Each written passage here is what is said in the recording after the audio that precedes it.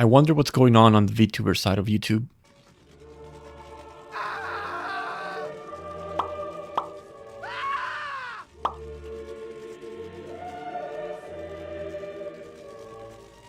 Oh shit, here we go again. Hello, I am Azehara. I'm your favorite half black, half Latino, transsexual, bisexual VTuber. So I had to rewrite the script and re-record this video because it seems that another VTuber corporation is starting to crash and burn. Which is interesting, as I had noticed this corporation was trying to take a page out of Nijisanji's playbook about a year ago, but I will talk about that later on. So I guess it's another year and another batch of small VTuber agencies is lighting themselves on fire like it's some kind of cursed tradition. Despite having multiple case studies on what not to do, these corpos all seem to be using the same playbook until they eventually end up doing a backflip off a 20-story building straight into the abyss. And the worst part is that they don't learn. Some very smart dude in history once said, "Insanity is doing the same thing over and over again and expecting different results." When it comes to these corporations, it seems that every single one of them is insane. Looking into some of the more recent corporations and the reasons that they died, you eventually start to see a pattern. It's always the same issues every single time. At this point, we're watching the same train wreck over and over again, knowing full well why it happened, how it happened, and what the aftermath is going to be. Despite the industry and market constantly evolving, it seems that some of these corporations are stuck in the past, using the same business model, pumping out talents and hoping that one or two of them get instant success while they ignore all the other ones because they don't generate enough money. Then when they realize that none of their talents was an instant success, they ignore the entire wave and try to come with a new one a few months down the line. They fail to understand that, as it stands, people are looking to form emotional connections with the talents. And if the corporation is not working towards improving that talent, then at the end of the day, that's all that matters and people are just gonna leave. Time and time again, we watch these corporations crash and burn in a spectacular way because they refuse to adapt or even do the bare minimum research on what makes a VTuber successful. So we're gonna take a quick look at some of the now recently defunct agencies and why they collapsed. Spoiler alert, if you've seen one, you've basically seen all of them. First we have CyberLife.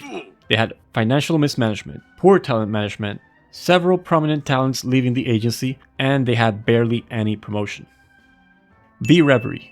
They had poor talent management, talent mistreatment, the agency failed to deliver on its promises, and several prominent talents left the company. Additionally, they had no promotion. Nexus. They had poor talent management, if any, failure to understand the market. They used a mobile app that had no audience in the West, significantly limiting their talent's reach and potential for growth. Cometa. They had poor talent management. They had sexual harassment. Apparently the CEO wanted to bang every single talent. And the talents ended up leaving or disappearing due to health issues. Akio Air. They had poor talent management, sexual harassment.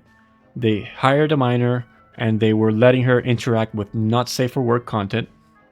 Bunlife. While Bunlife is not dead, I believe they are barely alive, and they have poor talent management.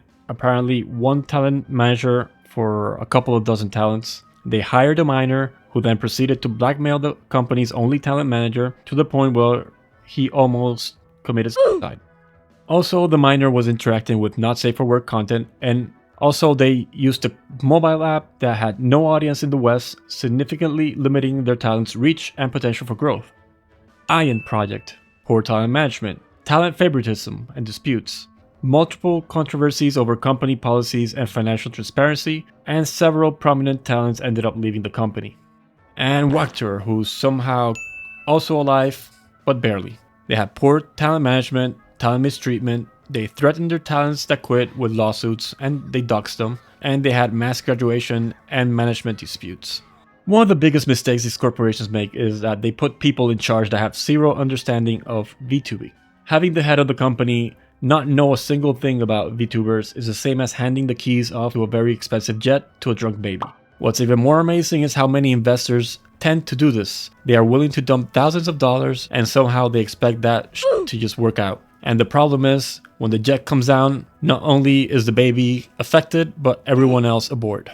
Instead of hiring industry professionals or even experienced content creators, these corporations end up with business executives who think that running a VTuber agency is the same as running any other company that just sells any random product. What you're selling is not actually the product, more accurately, the experience you have with that person.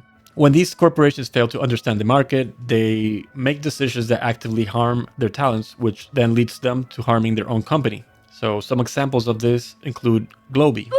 Allegedly, a Japanese manager believed that one of the talent's lore, which mentioned them having ties to the mafia, was somehow real, and they chastised the talent for it. When the talent refused to apologize and change the lore, they ended up terminating their contract. So yes, you heard that right. Someone in charge of running a VTuber corporation generally thought that VTuber roleplay lore was real life.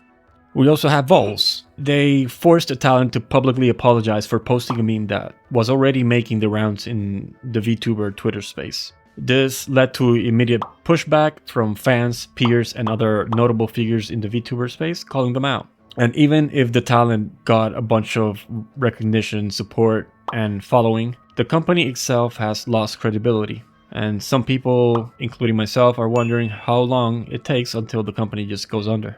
And finally, going back to Nexus, the CEO thought that the best way to run an agency was to launch a bunch of VTubers at the same time, using a new app on the phone, and then they would have them compete against each other to see who made it out on top, as if it was some sort of corporate Hunger Games.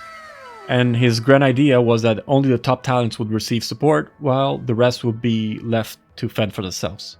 Because nothing really says great workplace culture like actively fostering resentment between coworkers. Of course, this led to an immediate loss of morale among talents who they realized were basically disposable, and instead of boosting any sort of engagement, it destroyed any goodwill the company had before it even got off the ground. Now, there is a big problem with these corporations, and it's that they all seem to operate under the belief that they can see a return on investment within the first year, despite the fact that most of the more successful VTuber companies have taken around 3 to 5 years to break even. Additionally, it has been proven that if a corporation wants to do well, just like any other product in the market, they have to keep investing in it, whether throughout marketing campaigns, collaborations, or consistently hiring artists and editors to create promotional material. Only then can they keep engagement at an all-time high. All of that I just mentioned is completely different from what we have been seeing from these corporations. Not only do they think that a one-time investment in a model and a debut stream is enough, but they also fail to then give any sort of promotion to the talents they host. Now, going back to the list of failed agencies, or the ones that are about to fail, you can start to see a pattern. Every single one of these agencies ran into the exact same problems. First and foremost, they had mismanagement, they had a failure to understand the market, and most importantly, they treated their talents like disposable assets instead of a core foundation of their business. The VTuber equation is just a very simple equation I came up with that can basically be used to summarize corporate VTubing, and that is as follows. Talent plus audience equals money. The most important variable in this equation is of course the talent, because without talents, there is no audience. Without no audience, there of course is no money. This isn't rocket science, but it seems that many of these agencies just can't seem to grasp this simple equation. When it comes to talents, any efforts that help the talent grow, either through just helping them develop new skills, or help them improve skills that they currently have, or just by simplifying the life behind the scenes by just doing simple things like filing taxes or simple planning and scheduling, helps increase the end number. So talent number go up, money number also go up. Any efforts that help the audience grow, mainly through marketing, will also end up generating more money. Audience go up, money go up, basic math. The only problem in this section of the equation is that usually all of these efforts to make the audience grow might end up costing money. So if the company spends more money than they have, they might not make that money back, or they might just go bankrupt. So why the hell are we constantly getting corporations that instead of supporting their talents, they end up nerfing or antagonizing them? An ex-Corpo talent called Random Neuring explained that maybe one of the reasons behind this is as follows. A VTuber is a performing artist. They are a creative. A non-creative person is telling you how to be creative. This, of course, leads to a very frustrating power dynamic where the people that have no experience in content creation are the ones making key decisions about the content strategy. Talents who understand the audience the best are often limited by clueless executives who enforce restrictions based on corporate policy rather than what's actually good for the talent. Another example of this was with VNU. VNU had a talent named Seraphy, who at the time was one of the fastest growing talents for the corporation, mainly because she stood out like a sore thumb. She was loud, she was obnoxious, she was very crude. I don't find myself, like, I look at myself in the mirror and I don't think, damn, yeah, I'd bang me. Like, I'd like motorboat and smack my ass and, you know what I mean? Oddly enough, this was something that really seemed to go well with her entire character concept. Seraphy played a South Park game, which proved to be one of her most popular streams, yet management chastised her for it due to the game having very crude humor. So even though they gave her the green light to play the game, they didn't really do the research to know what the game was about. The game and the tone was something that went really well with Seraphy as a character, and it was something that her audience really enjoyed. But the corporation suspended her and eventually terminated her contract. If someone is wondering who she is, well, this is her now. When I was in school, I would get bullied for liking anime. I was literally bullied for liking anime, and now it's the coolest thing ever. She's our Jeffrey. No, I don't want to f my mom. And she's still loud, she's still obnoxious, but you can go ahead and check this idiot out. I will be linking her channel down below. So back to the equation. Why the hell would the corporation limit a talent's creativity or even chastise them and then act shocked when the revenue drops? Especially when the entire audience is watching them do it. There seems to be some sort of disconnect with corporations that try to implement management structures from other countries, which are completely inconsistent with Western-based VTuber culture and norm. We know that many of the corporations that started out VTubing came from Japan, but many of them that have focused on Western-based VTubers have to adapt their management strategy to accommodate the Western-based audience, or more likely than not, they will fail. When corporations don't do this, there have been multiple instances where the foreign executives misunderstand the audience, they start to enforce unnecessary rules, and they misinterpret cultural nuances, which end up causing friction between management and the talents. And before we get into this, those VODs did very, very well. And of course, everybody knows with YouTube, if a VOD does well, you get money for it, right? You get money. And I was praised for these VODs. Like I was told, oh my gosh, Seraphy, you did very well. You know, like even with Class of 09, I was told to change the thumbnail. I was told to change the thumbnail so that way it would have more views. And then all of a sudden I was reprimanded for it. Now this is the part that I'm going to talk shit about Nijisanji, so Niji sisters feel ready to spam the comments and dislike the video. Many of the CEOs and investors in these small corporations have mentioned Nijisanji and Riku Tatsumi as an inspiration. As a business, Nijisanji is hands down the most profitable and most successful corporation when it comes to VTubing. They adopted a rapid-fire approach where they would pump out talent after talent, one after another, which was perfect for 2018. Sometime later, Nijisanji came out with an English branch. And similar to their main branch, they also adopted the same strategy of pumping out talents faster than a teenage Puerto Rican girl in the hood pumping out kids to collect child support. Every 3 months, a new wave would come out. First wave had 3 talents and they were all mostly successful. The second wave also had 3 talents and they seemed to have been even more successful than the first wave since the company was gaining recognition in the West and the audience kept growing. The third wave was even more successful than that and it had 4 talents, and then the golden egg and possibly the most profitable generation to debut. The all-male fourth wave consisting of 5 talents, Luxio.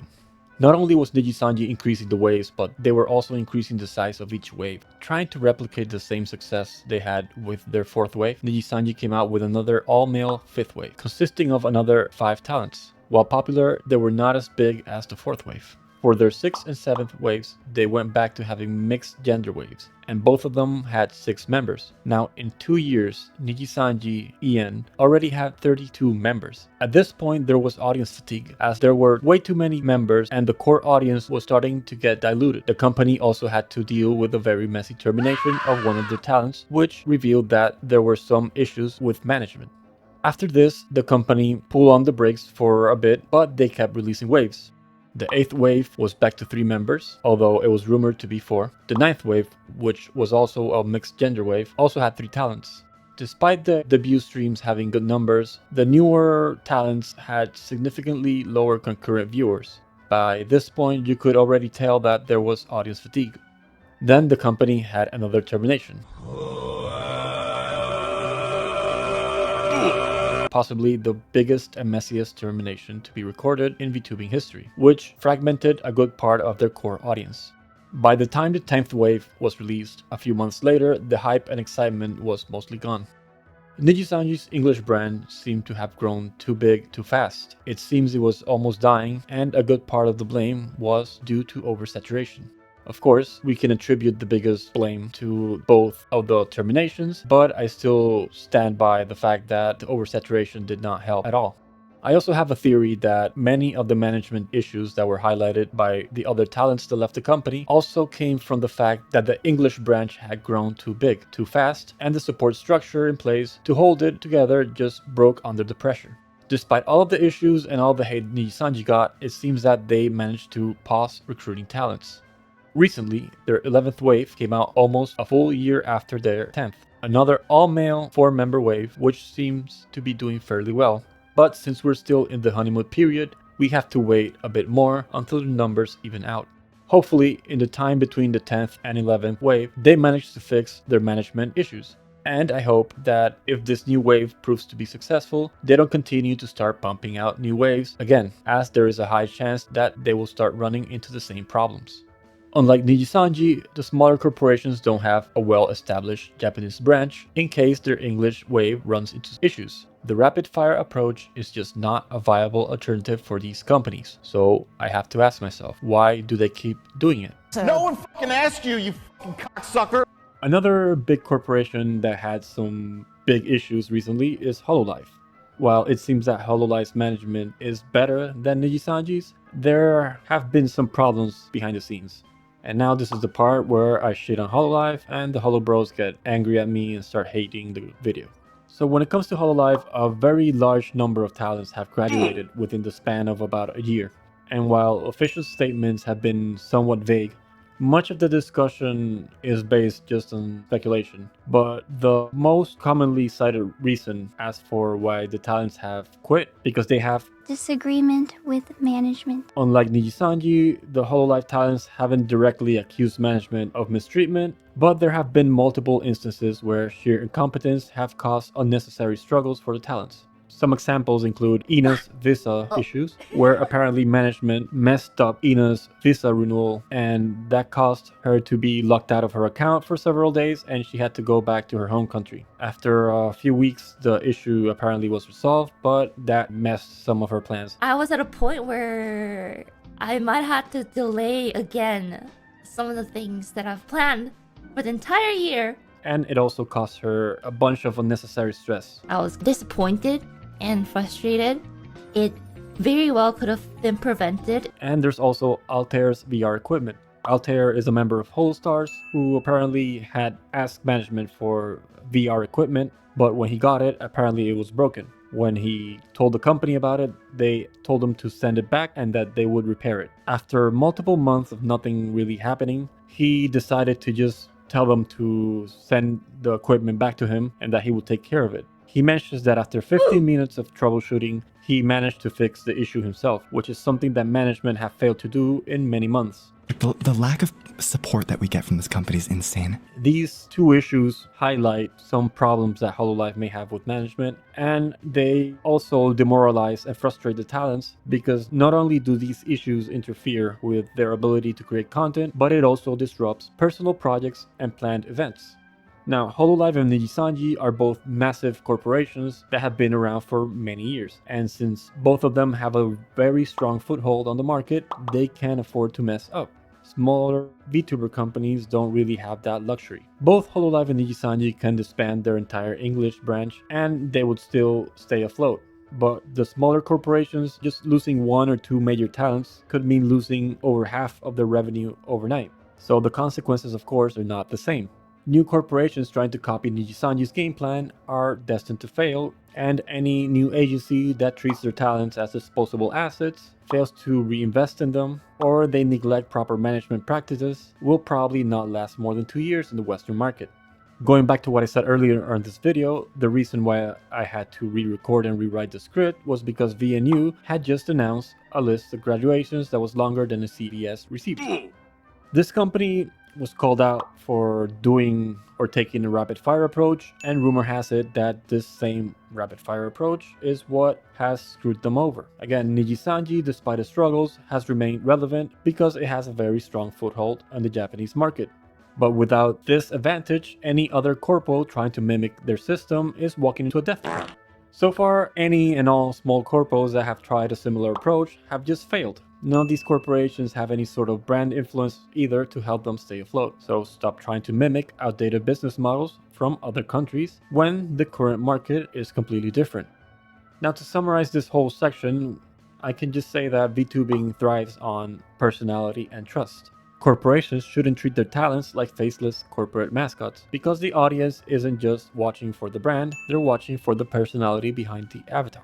The second you start treating talents like disposable workers, you create a situation where both the talents and the fans lose faith and trust in the company. When you join a company, you join because these people are there to help you. They are there to help you grow, and they are there to help you learn how to be your best. Like they take the best of you and make it better, and they help you spread your name and what you have. This company, like the fact that they just threw me away like I was nothing after all the hard work I did. Like there was nights I stayed up long hours trying to get things right because I had to do it by myself. I had to. And now the final section of this video, the independent path. From all the crap I just spent talking, we can basically reach a fairly concrete conclusion that joining a small VTuber corporation in 2025 is one of the most riskiest moves you can make as a content creator. Now, think about what these companies actually offer you. They give you a model, which you don't really own. They offer a brand name that might not even survive more than a year. They give you a corporate logo that literally does nothing for your growth. And they give you genmates who may or may not graduate before they get their first paycheck. And in exchange, they take up 50% of your income, which is half of your YouTube super chats, half of your memberships, and half of everything, while at the same time giving you minimal marketing, little to no support, and a consistent risk of internal drama coming from other talents, management, and the audience. Welcome to the family, son.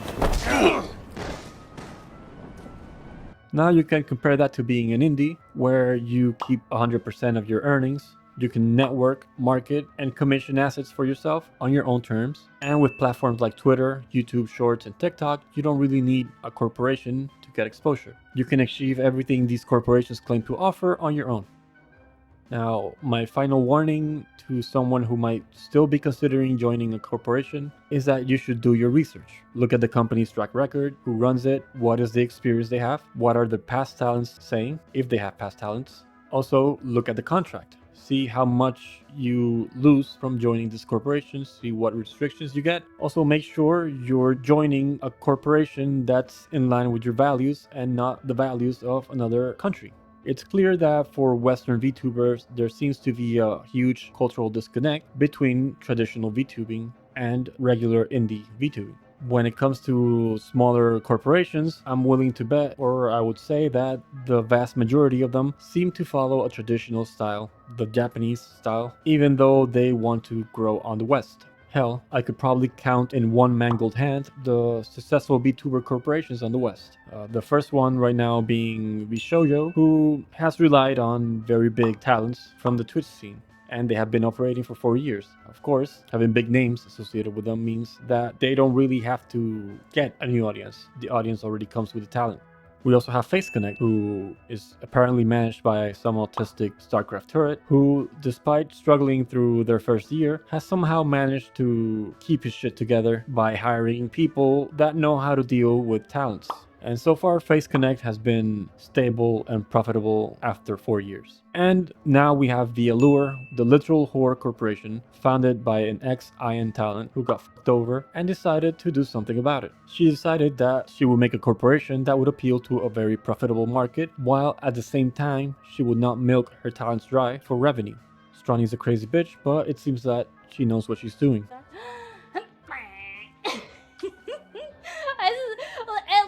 if I open my eyes, it opens. I love it so much. You're as beautiful as the day I lost you. Now, The Allure has only been operating for a year, but they seem to have their shit together, and they will be coming up with a second wave of talents soon. All of these corporations that I mentioned seem to be supporting the talents after their individual debut. VShojo has had the benefit of the talents themselves already being massive, but even so, they have managed to help their talents behind the scenes with things like taxes and planning. And so far, many of the talents, which are ex-Nijisanji talents, they have mentioned that the staff has been extremely helpful, not only in promoting or helping them, but also by managing or organizing things like projects, promotions. VShojo, I feel, has given me a safety net.